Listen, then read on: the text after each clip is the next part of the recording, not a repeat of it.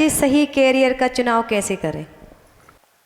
बच्चे सही कैरियर का चुनाव कैसे करें, इसके लिए सबसे पहले हम बच्चे की 10th क्लास में जाना चाहेंगे।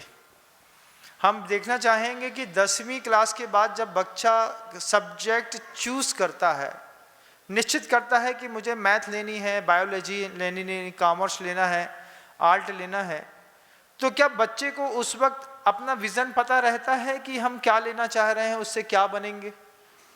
उस वक्त बच्चे को अपना विज़न पता नहीं रहता।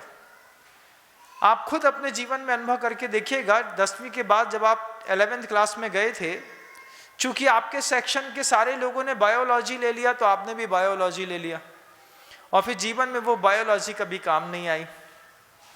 तो पहले निश्चित करना पड़ेगा, 8वीं क्लास में निश्चित करना पड़ेगा कि 11th क्लास में ये बच्चा क्या लेकर के क्या बनेगा। फॉरेन कल्चर बहुत अच्छा है, 7th क्लास में बच्चा डिसाइड कर लेता है कि बड़े होकर के मुझे प्रोफेसर बनना है, इंजीनियर बनना है, डॉक्टर बनना है, और 7th क्लास से वो अपना मूवमेंट लेना शुरू करता है। लेकिन हम 11th क्लास में ना चाहते हुए भी कोई सब्जेक्ट लेते हैं, फिर 12th क्लास पास करने के बाद ज़बरदस्ती या तो नीट का या क्लैट का एग्ज़ाम देते हैं, ज़बरदस्ती उसमें घुसे रहते हैं लेकिन निकल नहीं पाते हैं, फिर डिप्रेशन में चले जाते हैं। अगर आपके साथ ऐसी गलती हो गई है तो एक बेस्ट काउंसलर के सामने एक बार बैठ करके छोटा सा एग्ज़ाम दीजिए। वो आपका आईक्यू टेस्ट करेगा। एलन में या फिर बाजीराव में जैसे जब आप पढ़ने के लिए अपने बच्चों को भेजते हैं, तो उसके अलावा वो प्रोफेसर्स बाहर अपने कमरे में, घर में बैठ करके एक टेस्ट एग्ज़ाम लेते हैं।